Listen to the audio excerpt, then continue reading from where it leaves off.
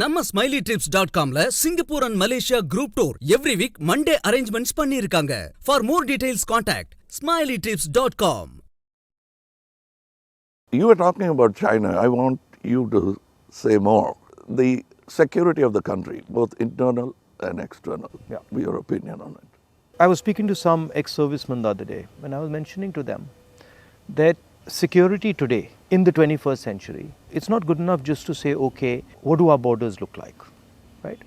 Because security today has become a holistic thing. You don't necessarily get attacked from the borders. You can get attacked from inside. You can get attacked by cyber weapons, you can get attacked by use of your media. So in the 21st century, one has to have a global view about security. And that's where I think our government has completely gone and miscalculated. We constantly hear about what is going on the border. And the fact of the matter is that China has taken 2,000 kilometers of our territory, okay, square kilometers. And frankly, we haven't said anything. The Prime Minister hasn't said anything. The military has clearly said that they're sitting in our territory, but the Prime Minister said nobody has come. This sends a very clear message to China. And the message is, we can do whatever we want, and India will not respond, right?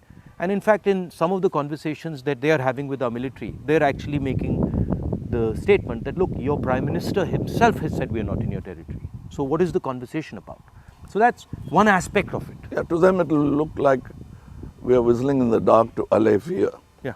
No, and looking out somewhere no, else. Imagine if you are the leader, right? And your forces and my forces are negotiating, and your forces are coming and saying you're in my territory, and then I say, no, but your leader has said we're not. So it destroys the entire negotiation position of India. Right? So that's one aspect of it. The second aspect of it is how conflict has been transformed. And conflict has been transformed because earlier you fought on a border, now you fight everywhere. Right? So you fight by shutting down power stations, you can fight by attacking the railway system, you can fight by militarily attacking, you can fight... And the oldest trick is to contaminate border. Yeah, so you can do that. So the single most important thing in the 21st century is that a country has internal cohesion, that there's harmony in the country, that people are not fighting, that there's peace in the country, and the country has a vision. The point is not going to war, right? The point is being in a position where you cannot be attacked. And there's a link between a weak economy, a confused nation without vision, hatred and anger, and the Chinese sitting in our territory. Because they know that we are dealing with internal matters, internal confusion, an internal lack of harmony, and so they can just go in and do whatever they want. So that's one element of the problem. The other huge element of the problem is what has happened in Ukraine, right? And essentially what the Russians have done in Ukraine is they've said, look, we will not accept that the Ukrainians have a strong relationship with the West. And they've basically told the Ukrainians, if you have a strong relationship with the West, we will alter your geography. And that is the exact same principle that can be applied in India. What the Chinese are saying to us is, be careful with what you're doing, because we will alter your geography. We will enter Ladakh, we will enter Arunachal, and what I can see is them building a platform for that type of an approach. So as an Indian person, I don't want to be somebody who's warmongering, but I'd like our country to be aware that there are real problems on the border, and those problems on the border are connected to what is going on inside our country. When Indian fights Indian, when the economy doesn't work, when there's joblessness, our external opponents can take advantage of that situation. Yeah, so that's broadly an opportune moment of distracted. Yeah.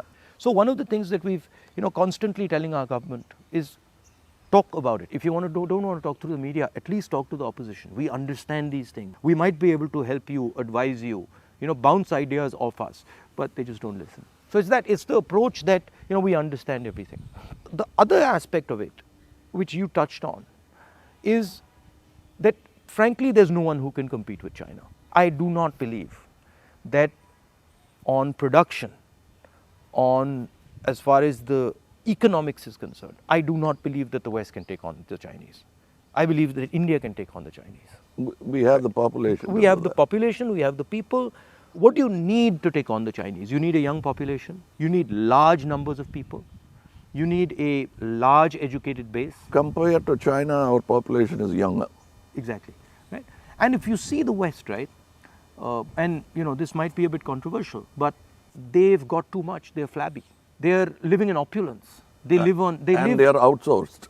And they outsource, right? Whereas our people, they know what a struggle is.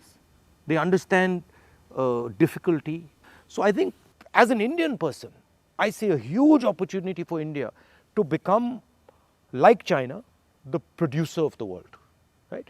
And of course, the West has a space, which is high-end manufacturing, high technology, etc., which they're very good at, they'll dominate. And we should try and challenge them on that. But I do not think they can compete with China on the large-scale manufacturing, blue-collar work. And I think that's the tragedy, that we are walking on these streets, you walked with us, and all our children are saying we are unemployed, when in fact we could have huge amounts of employment through our agricultural system, through sort of manufacturing.